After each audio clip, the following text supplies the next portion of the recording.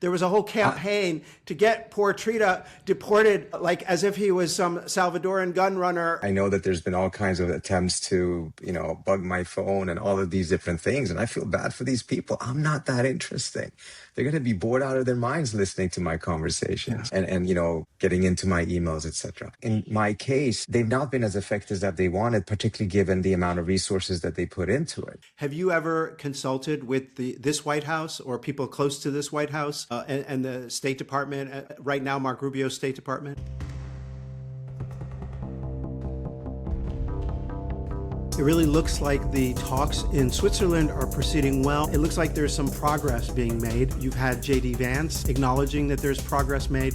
You've had these waivers on the sales of Iranian oils issued by the Treasury Department. You have all sorts of praise coming from Qatar and Pakistan about the progress of the talks. The Iranians have also noted progress in those talks. The only huge issue that remains is Lebanon, and this is going to really be a problem this whole time because I don't think that the Israelis are going to let up on their offensive in Lebanon, and I don't think that the Iranians are going to allow the continued war against Hezbollah in Lebanon without some kind of response. This could really derail the deal. I'm Borzu Dergahi. This is my podcast. It's called Badlands, and you can subscribe at borzu.substack.com. You can also find me at Apple Podcasts. You can find me on Spotify. You can find me on YouTube. By the time you get this, it'll be Tuesday, June 23rd. So today I have a really good show, and later on I have an interview with Trita Parsi. It's a very good interview, and it's a really interesting moment to interview him. I'd actually planned to interview him a while ago because I started seeing him on a bunch of right-leaning news outlets, and I thought it was really interesting. He's been appearing on like Steve Bannon. They were not your typical places where someone like Trita Parsi would appear as an analyst. Trita is an interesting guy. He's a Swedish-Iranian scholar, and he wrote a book a long time ago that I really enjoyed. I liked his book. It was called Treacherous Alliances, and we talk about that in the interview that is coming up. But he's also been really weirdly, bizarrely vilified as a kind of lobbyist for the Islamic Republic of Iran. I don't understand that at all. We talk about that as well in the interview because he's been very critical of the Islamic Republic of Iran. And also because of the travels that he'd made, he went and took the time to visit Israel and speak to officials in Israel. Because of that, if he goes back to Iran, he'll be immediately put in prison.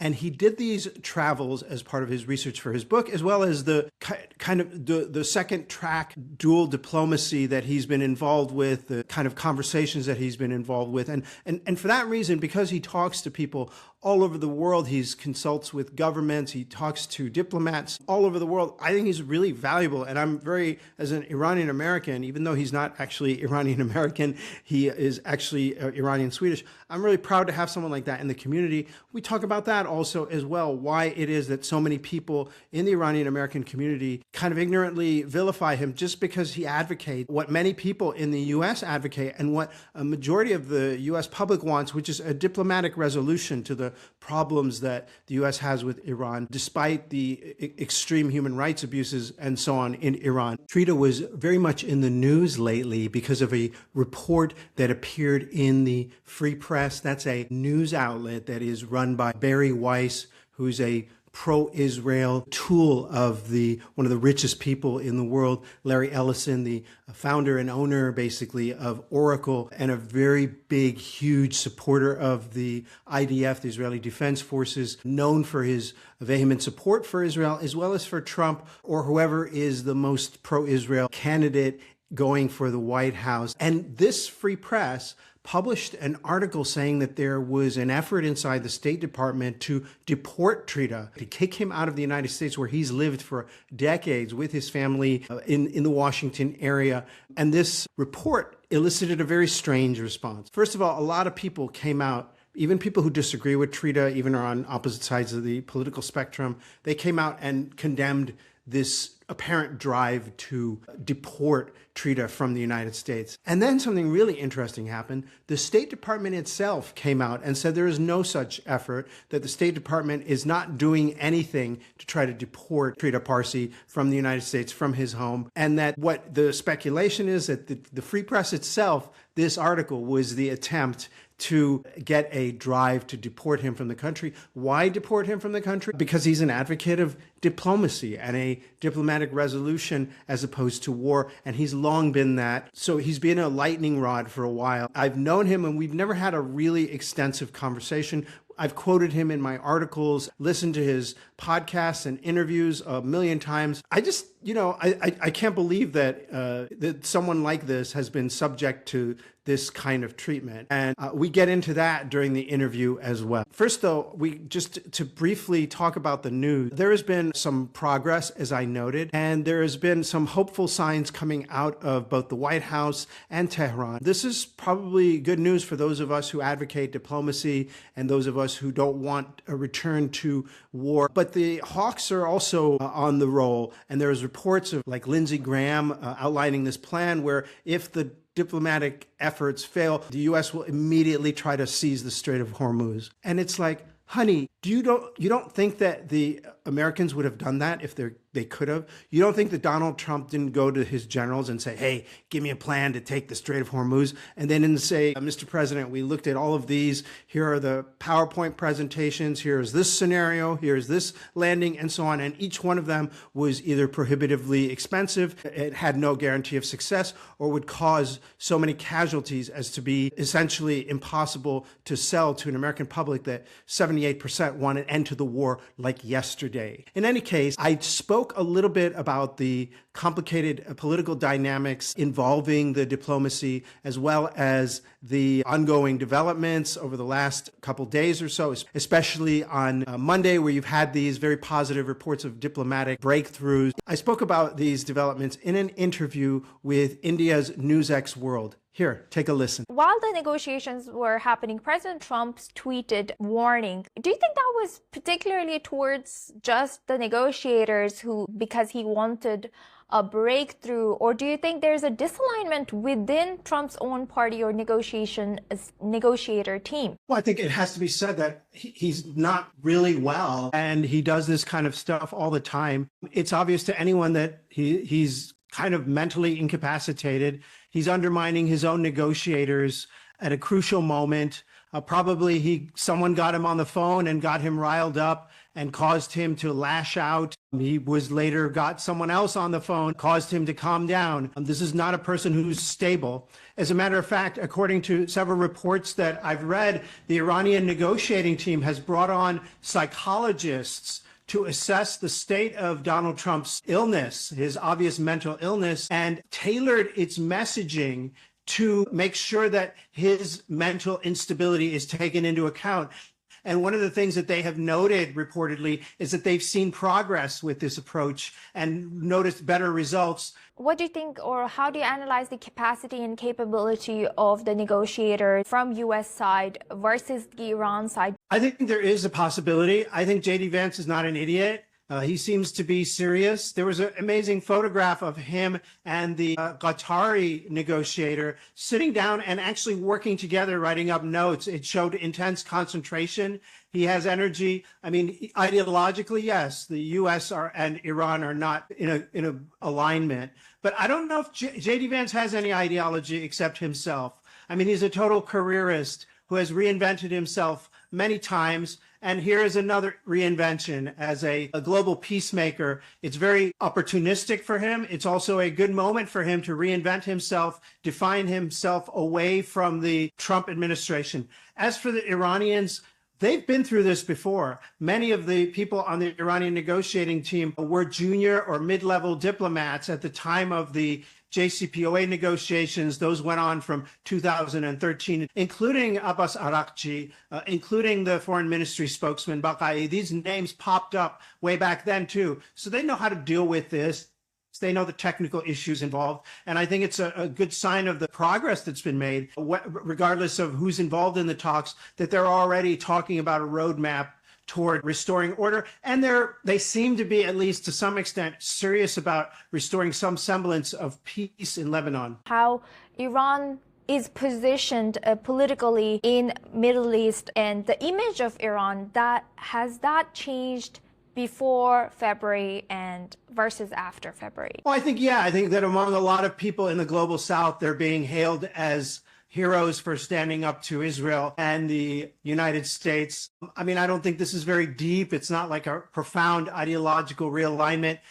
People like to see the Americans get their comeuppance, and people really like to see Israel get its comeuppance globally. So I don't think this is any kind of huge dramatic shift. It has improved Iran's opinion. I don't think the World Cup and kind of ambitious, plucky performance in the World Cup hurts either. But mind you, this is very shallow and this is very superficial. If it is seen that Iran is dragging these negotiations out and causing damage to the world economy by needlessly keeping the Strait of Hormuz closed and by increasing tensions, dragging on the war in Lebanon, contributing to the chaos in other parts of the world, that public opinion could very easily shift. Has this war exposed the limitation of U.S. and Israel alignment? And where do you think their relationship is before February versus now? I joke that Donald Trump was, before he was beholden to the oligarchs who financed his campaign. Now he's beholden to the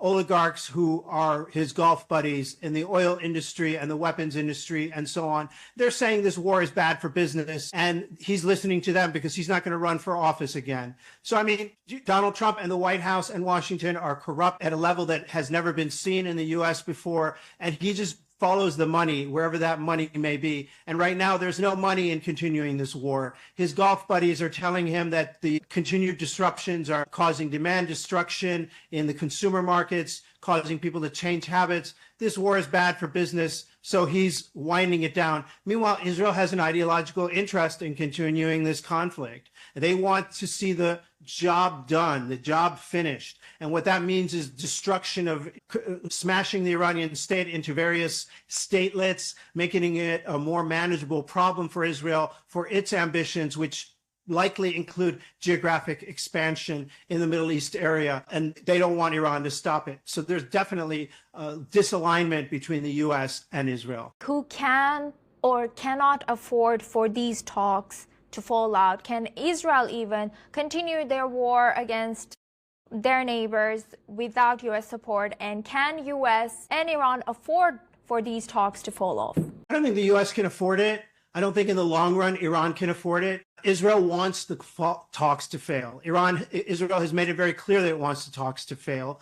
Can Israel continue a low-level, something like a counterinsurgency campaign in southern Lebanon without U.S. support? Yes, it can, but it can't expand beyond that. Lebanon is a complex country, and eventually I think that if it gets too ambitious, the entire Lebanese population may sign on to the Hezbollah project, as allergic as many Lebanese factions were to the Hezbollah project in the first place. So the longer this goes on, I think that'll hurt the Israeli cause. But yes, they can continue the war, just at not a very effective level without tremendous U.S. support. And eventually, there is this danger that Iran will get its ballistic missiles back together. It'll get its defenses back together and respond to the Israeli incursions in Lebanon by hitting Israel proper. And as we've seen before, that could really hurt. And without American support, without Jordanian backing, without French anti-missile launchers that are positioned around the region, without the help of the Western powers,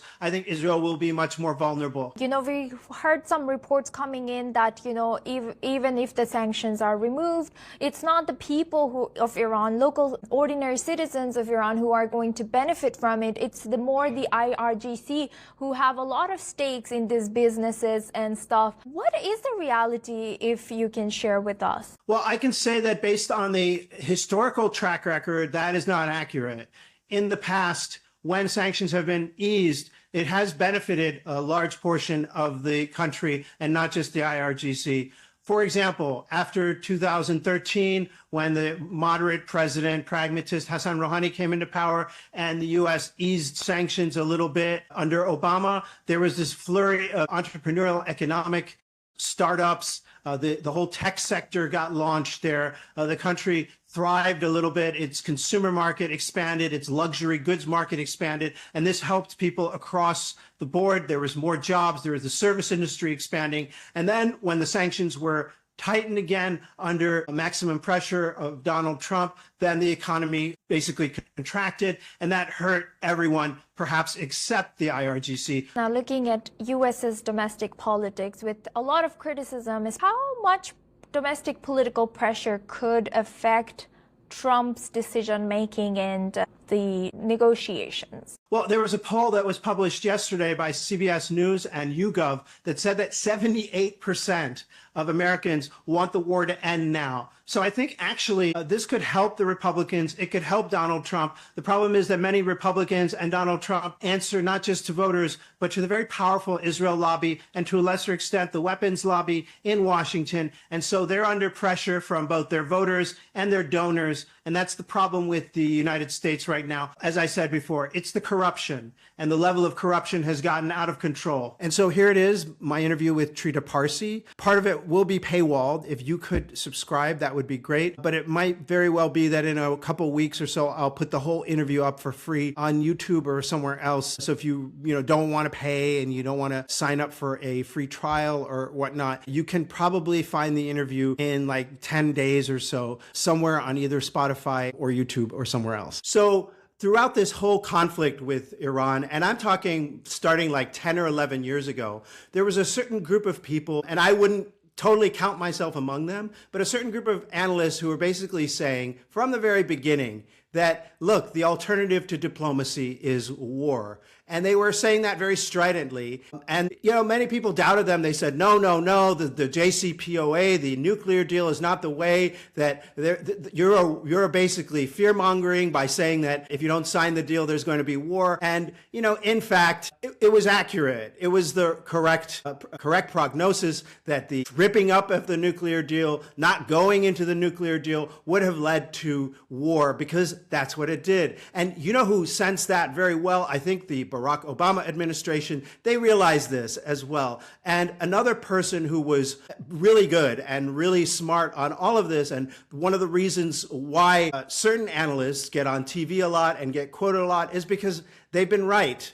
And they've been right repeatedly, and they have a really good track record. And one of those people is a rather, unfortunately, in my opinion, controversial person named Trita Parsi. He is not even an Iranian-American. He is maybe just culturally Iranian-American, but he's actually a Swedish Iranian living in the U.S. for many years. He is the co-founder of the National Iranian-American Council, which is a kind of lobby for Iranian-American community in the United States. And he is currently the co-founder and executive vice president of the Quincy Institute. It's a kind of realist, centrist, maybe left-leaning kind of think tank on foreign policy. And he is joining me today, Trita.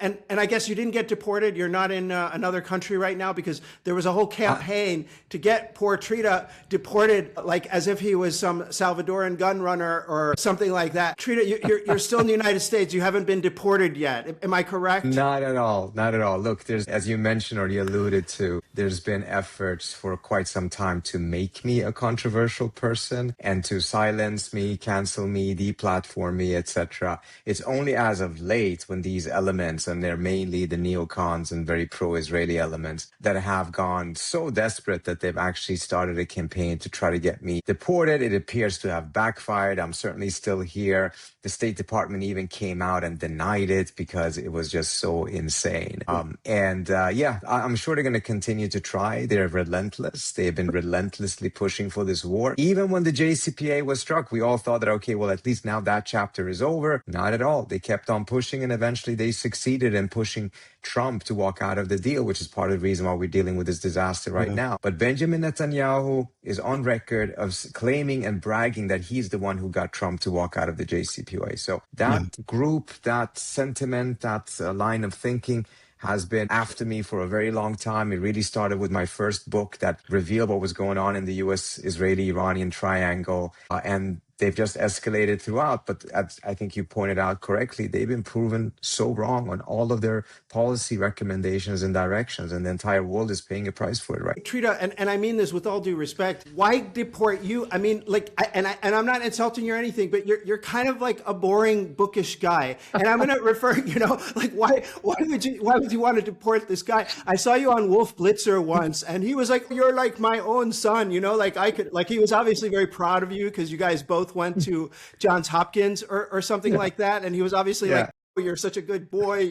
I wish Mike, like it. And, on your book, I read your book a long time ago. And I got to say, I'm not like, like, I don't want to, compliment or flatter you or anything like that. But it was a really good book. Wow. And, like how you read like a book, let's say, I don't know, like Yitzhak Nakash's Shia of Iraq. And you read the book and you're like, wow, this actually advances not just my kind of informative knowledge of what happened, and because it was so well researched and went into corners that no one else had gone to at that point, but it also, I think it like advanced my theoretical framework, like your whole kind of theory about how no country wants to have worse relations with Iran than the United States does. So the different countries of the region, sort of adjust their policies. That was like a really smart, political science. But anyway, I'm just saying, it's like, why get you deported? There seems like a lot more kind of interesting people that they could go after, and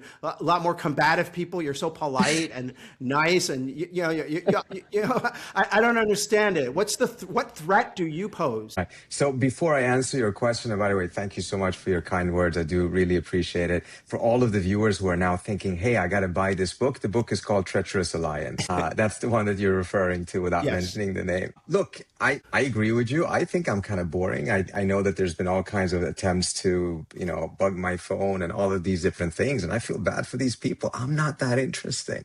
They're going to be bored out of their minds listening to my conversations and getting into my emails, etc. If I were to guess, and again, I don't know for certain, but if I were to guess, if you're a very aggressive person who is undiplomatic, you will likely commit a lot of mistakes and you will cancel yourself one way or another. And as a result, whatever efforts you're doing to push back against the neocon agenda may not end up becoming as effective as it could be. But if you're boring and diplomatic, and you're trying to put forward an objective analysis as to why these policies are going to go in the wrong direction, and also reveal how some of these decisions have been made, and particularly what the Israeli calculations actually are rather than the rhetoric that they're putting forward, over time, I think you're going to end up becoming much more of a challenge for them, because the amount of resources, I have to tell you, that they've put in to try to silence me, and I have to say, some of it absolutely has been successful.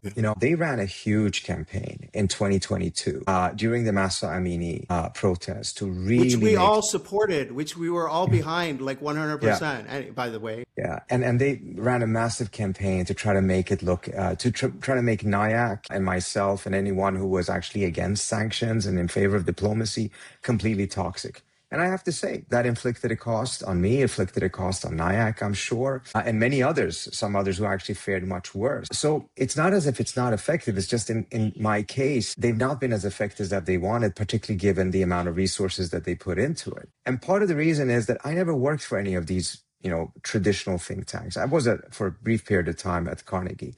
I've always tried to make sure that I have my own platform, my own funders, because I saw the environment in Washington. It was very clear. If someone else is funding you and their perception and their ideology or political leanings are very, very different, and particularly if they're very vulnerable or afraid of challenging conventional thinking, you're not going to have a successful career. You're not going to be able to do what you want to do. They're going to silence you. But that's not my case. I helped co-found NIAC. We were 82 funded by small donations from the Iranian-American community. The rest was coming from pro-peace, pro-diplomacy American foundations. They couldn't cancel that voice, at least not by getting, board members, et cetera, to turn against it or funders to turn against it. Same thing with Quincy. And with Quincy, I have to say, there is something we have done that I think they are very, very worried about, which is that Quincy Institute from the outset, we wanted to change the entire paradigm of American foreign policy away from liberal hegemony and towards restraint and realism. And we knew that that could never be achieved if you only rely on one party. So from the outset, we were transpartisan. We work with the right, we work with the left. We have people in the organization that are very left-leaning. We have people in the organization that are right-leaning. But this meant that we suddenly now had access and build bridges with elements on the right. So, people have seen me on Steve Bannon. I was just on Steve Bannon's show just a couple of hours ago.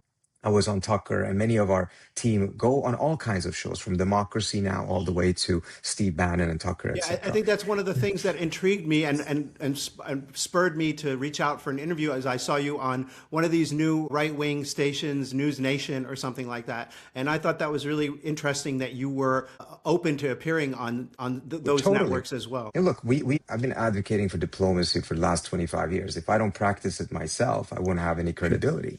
But also from a strategic standpoint, you're not going to change the grand strategy and the paradigm of American foreign policy by just talking to one side, and particularly just talking to people who already agree with you. So you have to reach out. The problem, frankly, has been the mainstream media, because the narrowness of opinions that are allowed is just, it's almost non-existent at this point. It's really to their own detriment. And on Gaza in particular, it was just completely unacceptable for me to censor myself going on TV on those shows. So I still do, but you know the news industry better than I do, having been and continuing to be a journalist. Things are changing dramatically. Far more people are now watching these alternative media shows because they frankly provide much more real journalism and allow a spectrum of opinion to be debated and included. But nevertheless, the point of going into the right-wing media was a huge threat to these neocons, because they were already dealing with that fight within the Republican Party, in which they were increasingly being pushed out. And on top of that, they had voices like mine and others from the realist and restraint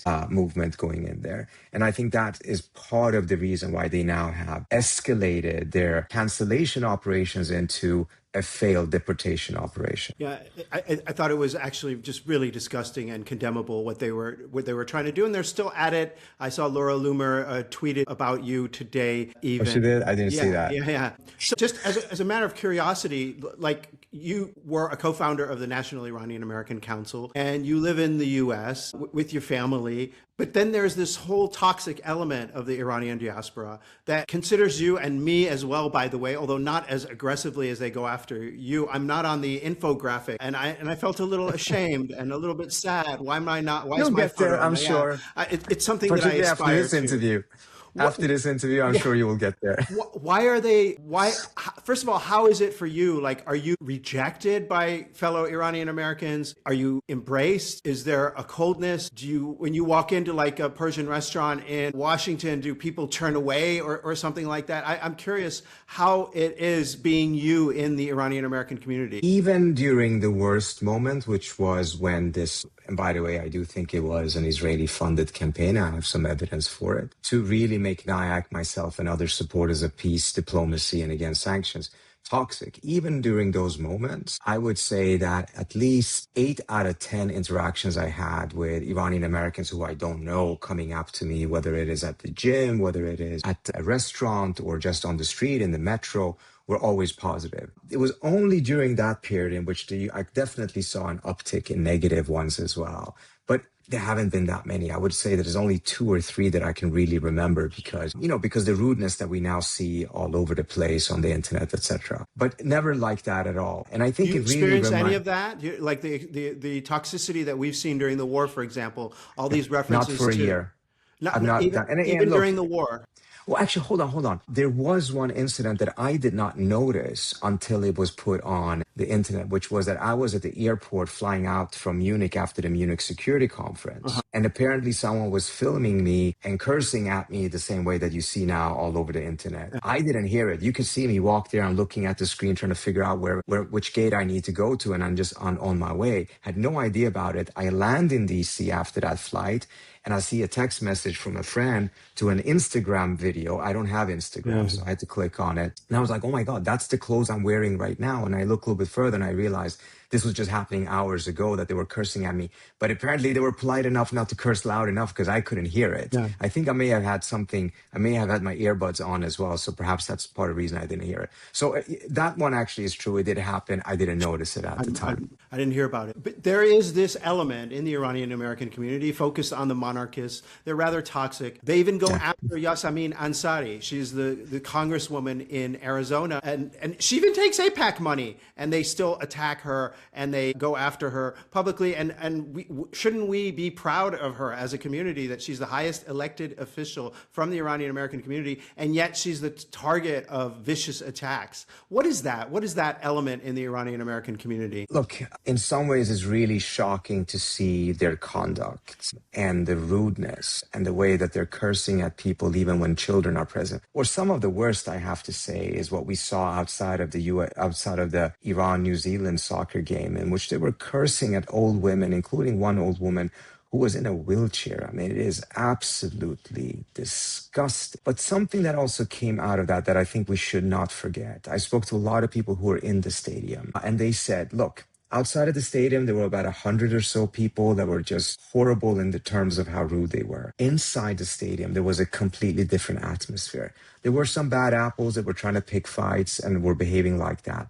But the vast majority of the people, even who were holding the old flag, the monarchist flag, they were there to support the team MLE, to support the Iranian team. Not at all falling for this nonsensical idea that you should treat the team of the soccer team as being an extension of the Islamic Republic. And I want to say something more about that in a second. Sure. But the first point I wanted to make is that there is an unfortunate, exaggerated reality on social media in which all of these terrible type of exchanges are always the ones that get elevated. They are triggered by the algorithm. So we keep on seeing those things. And they're there. You can't deny that, of course. But they're just a fraction of reality. So even at the game, they were just a fraction of reality. And I think it's a reminder for us to recognize that we should not judge the entire community by those, in my view, despicable people who were dancing and singing when the bombs were falling. They are there. Unfortunately, we have to analyze how come the situation has gotten so bad that you have that type of a expression. But they are no way, shape, or form a majority, or not even necessarily a large minority, despite the fact that they're extremely, extremely loud. And there were a lot of pictures of people with the two different flags, hugging each other, etc., because they were all there supporting the team. But if you just look at social media, you think that there are two camps and the two flags represent those camps in a very, there's no overlap or anything like that, and that they're in constant warfare with each other. And that's just simply not the case. To shift gears a little bit, something that I've always wanted to ask you about, you just for that book, the Treacherous Alliances book, part of the research that you did is that you traveled to both Iran and Israel and spoke to officials, maybe track 2 officials here and there. In Iran, it's hard because, those kind of think tanks in Iran are often linked to the government. People come in and out of government. Interestingly, Hezbollah in Lebanon has the same thing, where you'll have someone who's fighting one year on the front line and the next year they're working at a think tank. I think it's something kind of unique to the Islamic Republic institutions. Exactly the same thing here in Washington.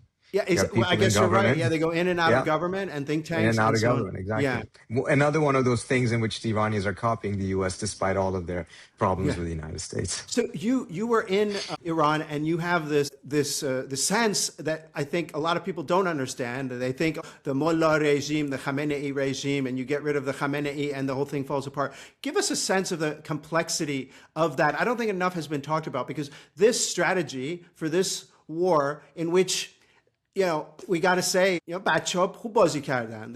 The kids played well. They did a good war. I've heard even like my monarchist, anti-regime friends and associates acknowledge that, wow, they really impressed with their strategy. They really impressed the world in how they fended off 2 nuclear powers. Talk a little bit about what is the kind of origin of the thinking that came up with this kind of strategy for this kind of war. Let me first start off, Borzo, and mention that I want to be the first one to acknowledge that my understanding of Iran absolutely is imperfect, because I've not been able to go back for roughly 20 or so years now.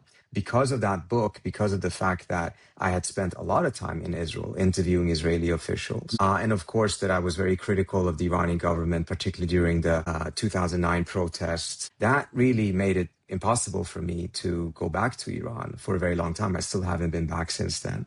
I've been told so by them that if I were to go back, I would face difficulties and most likely a prison sentence, because at the end of the day, if you travel to Israel, that gives you an automatic 5-year prison sentence. So I haven't been able to be back. I try to maintain as many contacts as possible with ordinary people, people who are in the think tank world over there, as well as officials. And I find that to be an absolute necessity for me to be able to do my job. I am stunned by the number of people in Washington, I won't mention any names, that pass as experts on Iran. They also have not been in Iran for a very long time, but they don't talk to any officials. Some of them don't even speak Farsi or read Farsi. You would never have that with any other country. You cannot be an expert at a think tank in the United States on Brazil, never go to Brazil, not know any officials in Brazil, or be able to write or read articles in Portuguese. It's just not possible. On Iran, it's just a completely different reality. But I would also put myself in that camp. I've not been back for 20 years, so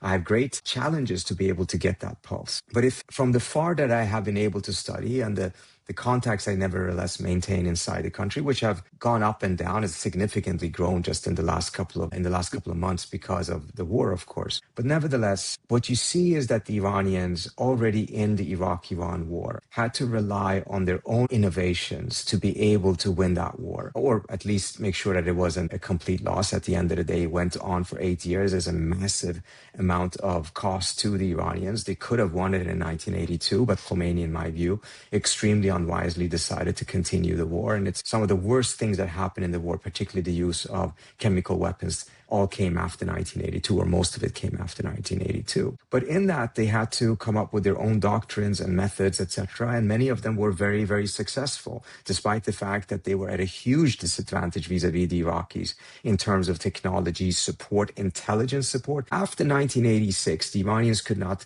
launch a single surprise attack on the Iraqis because the United States was giving the Iraqis continuous intelligence support, showing all of the different movements of the Iranians, technology and intelligence that the Iraqis themselves could not have. Despite that, they could not be defeated. And we've seen how they have used a lot of that and developed it further in asymmetric warfare that they conducted in Iraq, in Afghanistan, of course, as in Syria as well. And I'm not passing any judgment. I'm just talking about exactly what happened. This is not an endorsement of it or critique of it. I'm just trying to explain what happened. Throughout all of this, it's also very important to remember, since the 1990s, after Saddam Hussein first was defeated, and certainly after the second defeat, in which he was completely removed, the single organizing principle for Iran's military forces has been to defeat an American invasion of Iran from the south. So we're talking about how they have prepared for this for Since more than 91. 20, 30.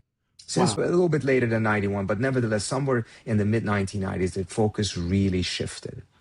And it was all about that would be the next big war. And Because everyone talks about right. 2003 as the starting point, but that is interesting. You're saying it actually started in the 90s. It started earlier on than that. Of course, they were not ever taking their eyes off the ball of Iraq, but Iraq and Saddam was really boxed in. And that became clear after a couple of years, after the Persian Gulf War in 1991. So there's been this massive preparation for it. The amount of rockets, missiles that they built and hid in mountains, the tunnel system, then later on combining it and integrating it with the use of drones and increasingly having very smart drones. You know, some of these drones are based, they took down American drones that were flying in Afghanistan, reverse engineered that, and built drones that are now they're being exported to other countries. Of course, Russia is the main example of it. And so they've really invested in these different things and invested in the doctrine of how do you fight a much, much powerful enemy. And you weaponize geography to your favor. You weaponize asymmetric approaches to your favor because they're smart enough to understand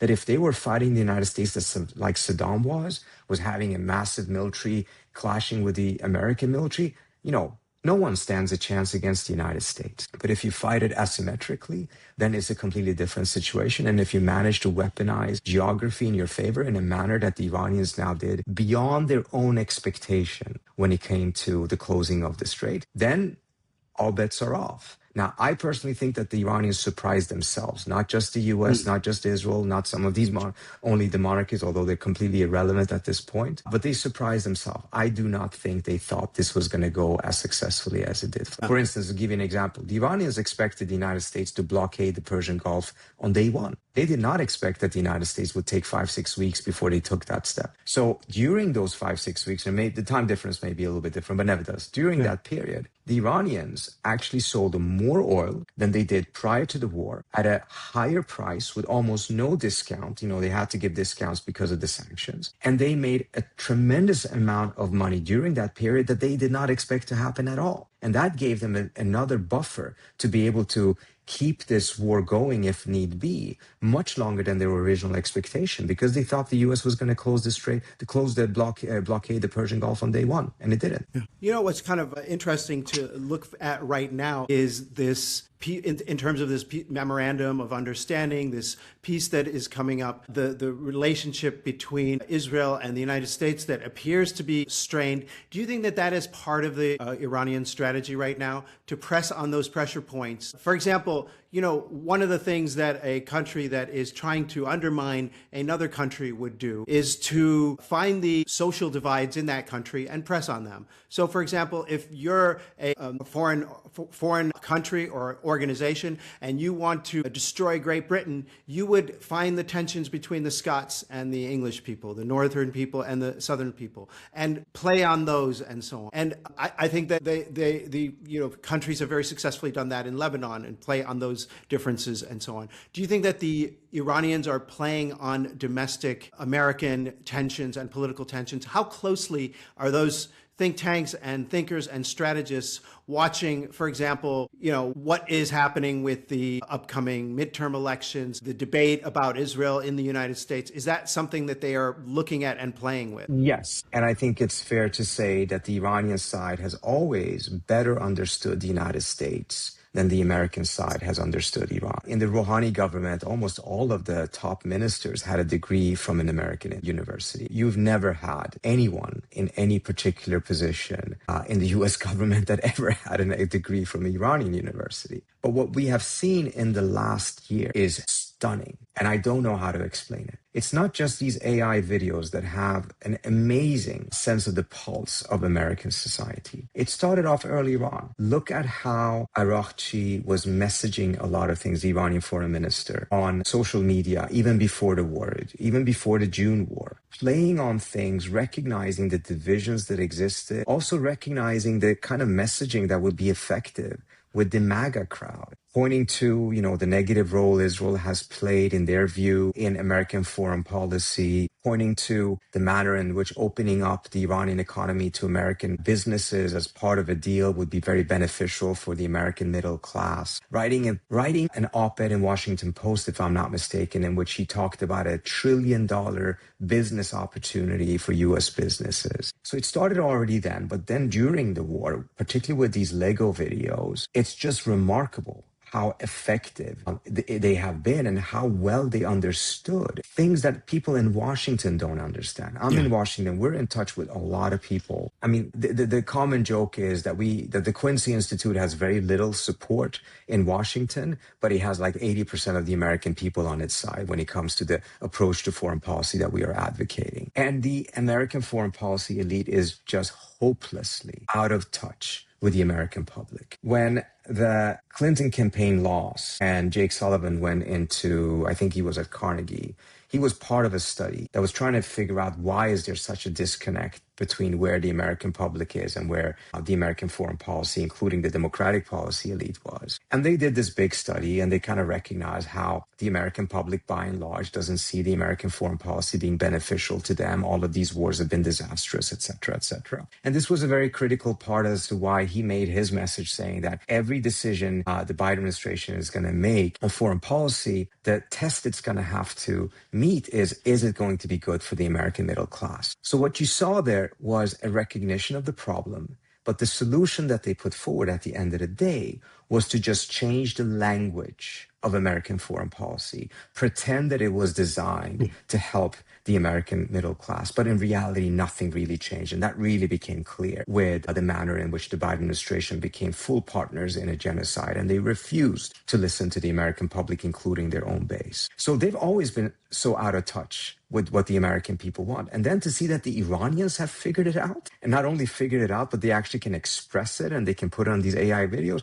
I have no idea how they did it. It's going to be really fascinating to see if at some point someone writes a fantastic dissertation or article, whatever, and manages to really talk to the Iranian side and have someone then explain, how did they do it? Because people in Washington cannot do these videos. Yeah. But I think it's even deeper than that. It's to some extent, like I'm kind of impressed, for example, with the Lebanon card, playing the Lebanon card, because it would take a very subtle and astute observer of Washington to understand that there is actually a constituency inside the elite, inside the Beltway, that is very kind of pro-Lebanon and has this romantic view of Lebanon and is sympathetic to Lebanon. And then you see that messaging coming out from Trump, where you don't see it about Gaza, but it would require a real understanding of that. Have you given your... Although I don't think, that's a very interesting point, Borzo. Yeah. And I don't know, again, I'm honestly, I don't know if the Iranians really calculated that. With Lebanon. I think with Lebanon. I think the Iranians did this for a variety of reasons. And the most important reason is that they are in the process of, after having asserted their own deterrent, to extend that deterrence to Lebanon because they're rebuilding their forward defense. In 2006, the Israelis and Hezbollah went at each other in that war. I spoke to the Israeli deputy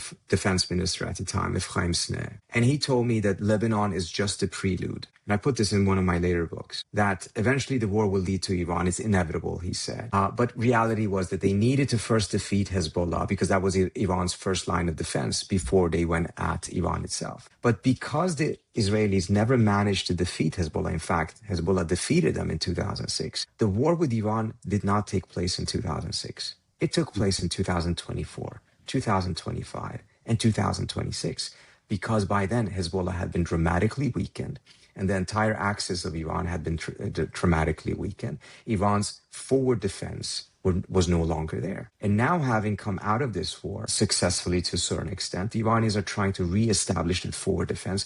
I think it was Arakchi or someone else who said recently, Iran's deterrence will never again be on Iran's own soil, that they will go back to a doctrine of forward defense and having their deterrence, their first line of defense, being elsewhere. Because ultimately, they will not trust this agreement with the United States. They will go for it, but they will not trust it. But they will trust their forward defense because it was successful for 20 years. That was actually my next question. There does seem to be a lot of mistrust. And on Friday, today, there was basically a collapse of the Memorandum of Understanding. And there was talk of perhaps having a meeting later, no discussions getting underway and so on. How much mistrust is there? And is there any possibility in the mind of the Iranians that this is all a ruse? This whole J.D. Vance coming out and saying negative things about Israel, this clash between Netanyahu and Trump, this criticism of Israel, that it's all meant to once again lull the Iranians. Is that likely, in your opinion? And do the Iranians consider that likely in your opinion? Well, the Iranians consider it very likely. I don't think it is likely. I think for understandable reasons, the Iranians are, of course, extremely suspicious of anything that comes out of the U.S. and Israel. They've seen, of course, the U.S. attacking them twice in the midst of negotiations. There was a significant concern before signing the MOU that this was just something Trump was doing to calm everything down before the midterms, but after the midterms, he would go back to war. I personally did not find that to be particularly likely. I think, again, because Iran has been burned so many times, there's a tendency to lean towards these kind of very skeptical analysis, but perhaps lean to it too much. If Trump actually had a successful military option, he would exercise it right now. He would have exercised it last month, and he would have gone into the midterms as a military victor, rather than to have to go through what he's doing right now, which both the left and the right is attacking him for this deal. So that would have been a much better political strategy if he had the military option. Reality is he doesn't, and that's why he's going for this. So I think the Iranians are, because of their experience, being over-paranoid. Some paranoia is absolutely warranted, but they're being over-paranoid. And when it comes to the U.S. and Israel right now, I think they're committing a huge mistake if they're dismissing this. This is not just a shift that is being laid. I think particularly what JD said yesterday, is the beginning of a potential paradigm shift of Israeli-US relations that I think is very deliberate and strongly desired on the restraint side of the Trump administration. It's not because they want to have an enmity with Israel or anything like that, but they're reasserting who actually is the superpower in this equation. And if Israel is acting against US Israel, they're not going to bend over or they're not going to roll over and play dead like previous presidents have done oftentimes, not always, but oftentimes. And that is something that they see as being necessary in order for the United States to extract itself from the region and not constantly be sucked back into wars that Israel support or have started. For listeners and viewers, the reference to J.D. Vance is in reference to comments that he made, in case you didn't see them, in which he basically stated some facts. He said that Israel is a weak power that needed U.S. support, a lot of U.S. support to defend itself against Iran, and also that Israel is isolated and that it has no other friends in the world except the United States, and it should be careful. So it was an extraordinary moment, in case you missed it. There was a previous data point that I think is also very important from Trump himself, in which he said that the Iranians are rational. He even said that they're pleasant to deal with, which I think very few people will be convinced by. And he also said that...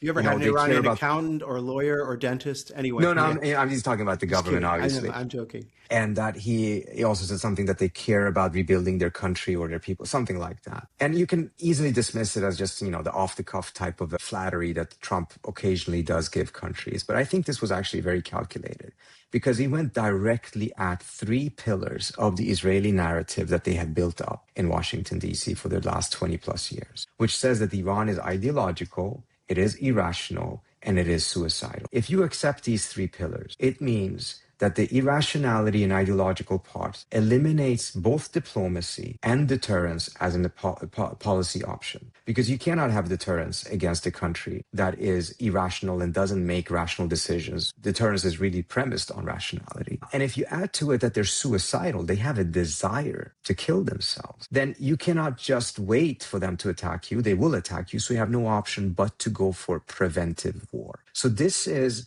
a narrative that the Israelis themselves know is not true, but it is very useful to corner the United States into having no other option but an elective war with Iran. And it's been quite successful. A lot of people in Washington believe it. Until then, Trump suddenly goes out and he challenges all of them in just a couple of sentences. Iran is not, he says that they're rational, not irrational. They're pleasant to deal with, and they care about the state of their country, so they're not suicidal.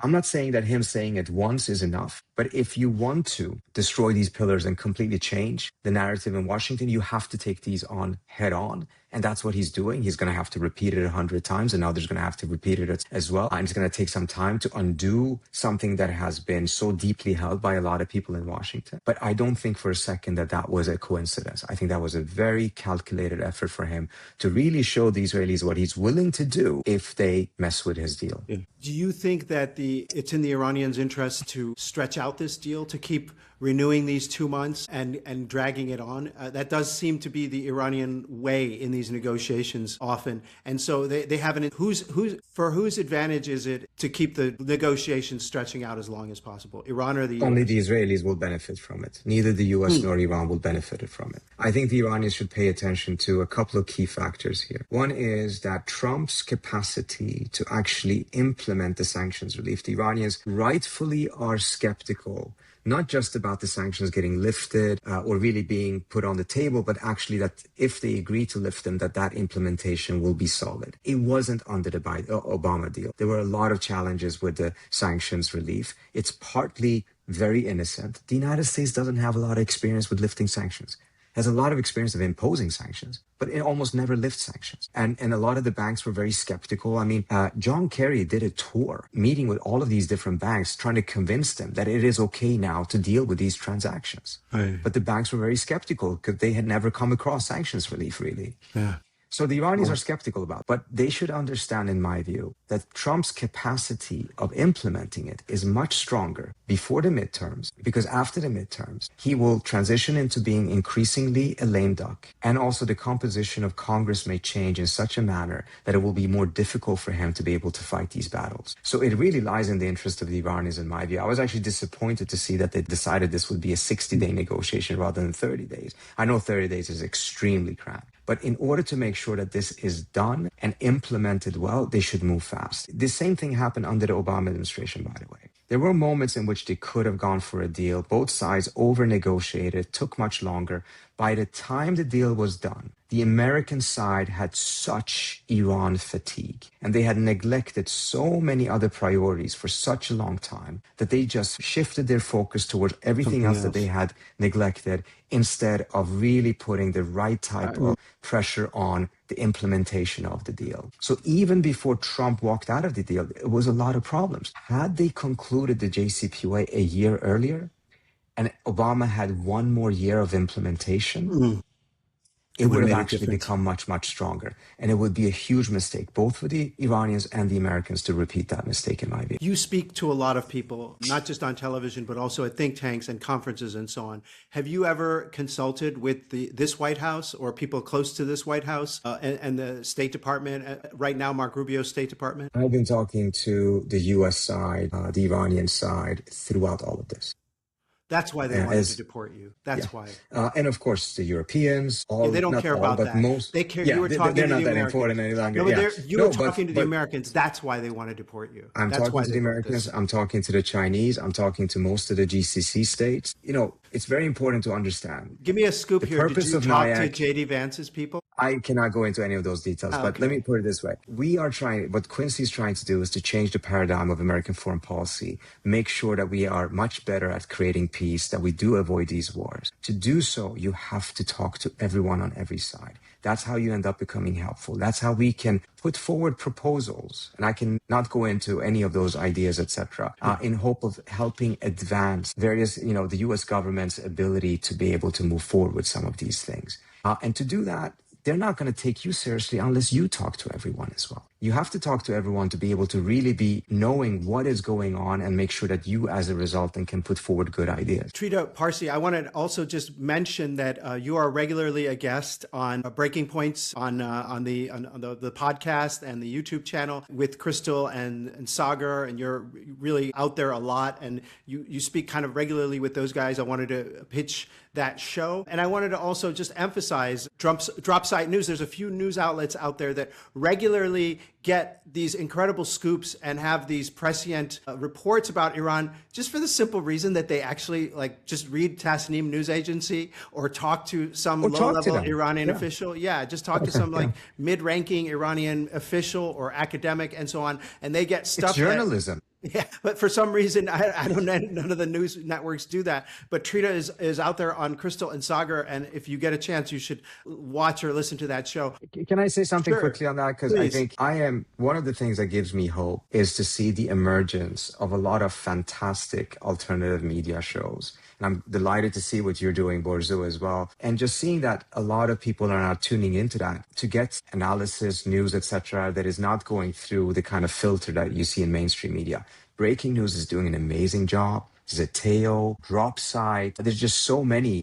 And many of them have different audiences. What is really fascinating, young people have completely stopped watching cable news. And they're not, and older people, studies have shown, essentially rely on 1 to 2 news sources. Young people on average in the United States rely on 3 to 5 sources. And that's actually much better. They're taking the information from different places, they're comparing it, but interestingly enough, they're not including much of the mainstream media in those sources. Trita Parsi, thank you so much. It's been such a pleasure. Thank you so much for having me. I'm Borzu Dergahi. This is my podcast. It's called Badlands, and you can subscribe at borzu.substack.com. You can also find me at Apple Podcasts. You can find me on Spotify. You can find me on YouTube.